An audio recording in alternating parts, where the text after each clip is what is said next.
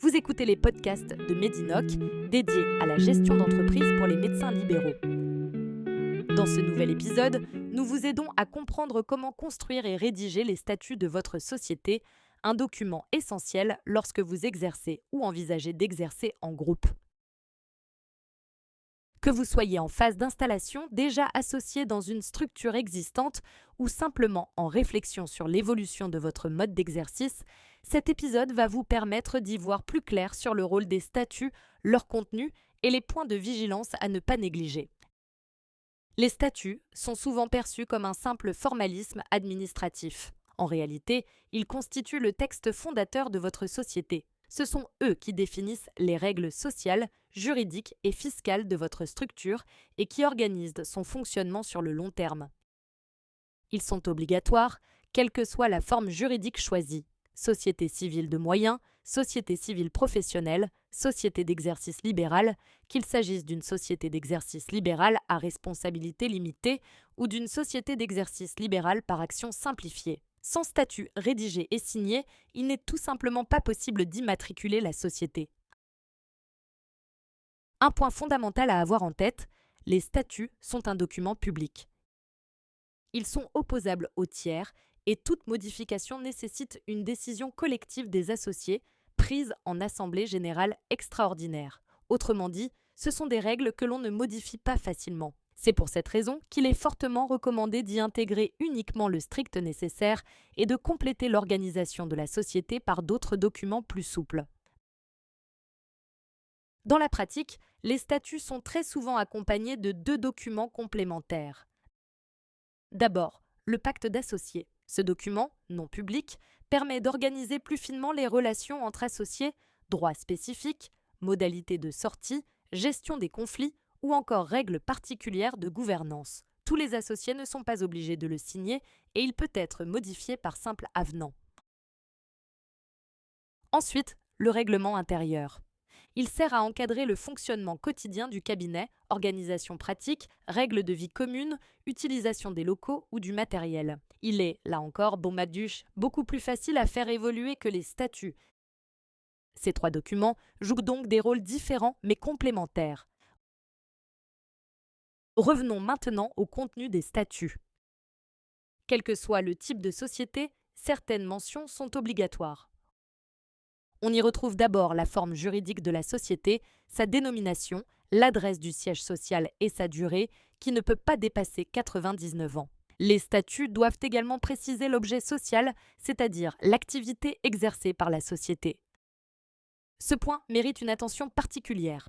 L'objet social doit être rédigé de manière claire, précise et surtout conforme à la réglementation applicable à votre spécialité médicale. Par exemple, dans une société civile de moyens, l'objet sera limité à la mise en commun de moyens matériels et humains. A l'inverse, dans une société d'exercice libéral, l'objet portera directement sur l'exercice d'une profession médicale réglementée. Les statuts mentionnent aussi le capital social, la nature des apports de chaque associé, qu'ils soient en numéraire, en nature ou en industrie, ainsi que la répartition des parts ou des actions. Autre point clé, la répartition des bénéfices et des pertes. Même si elle est souvent proportionnelle à la participation au capital, elle peut être aménagée à condition que les règles soient clairement définies. La gouvernance doit également être précisée, mode de désignation des dirigeants, étendue de leurs pouvoirs, modalités de prise de décision collective. Enfin, les statuts prévoient les conditions d'entrée de nouveaux associés, les règles de cession des parts, ainsi que les modalités de dissolution et de liquidation de la société. Au-delà de ces mentions obligatoires, la rédaction des statuts est un véritable exercice de réflexion collective. Avant même de rédiger la première clause, il est essentiel que les associés prennent le temps de clarifier leurs intentions communes.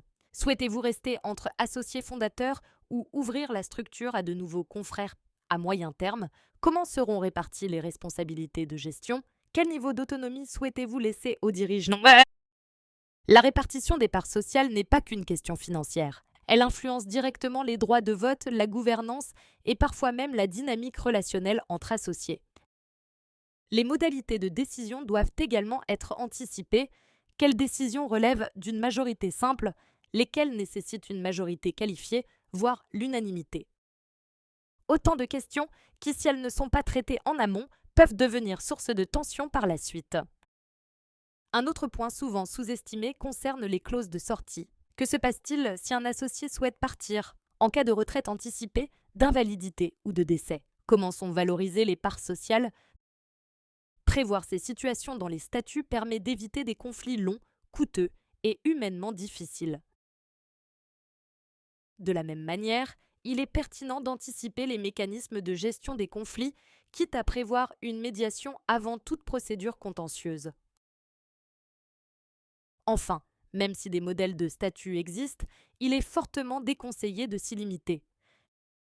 Chaque projet d'exercice est unique. Les statuts doivent être personnalisés en fonction de votre spécialité, de votre mode d'exercice et de vos objectifs professionnels. C'est pourquoi l'accompagnement par des professionnels comme un avocat et un expert comptable est vivement recommandé. Ils vous aideront à sécuriser juridiquement vos statuts, mais aussi à faire les bons choix sociaux et fiscaux dès la création de la société. Pour conclure, retenez 3 idées essentielles. Premièrement, les statuts sont le texte fondateur de votre société.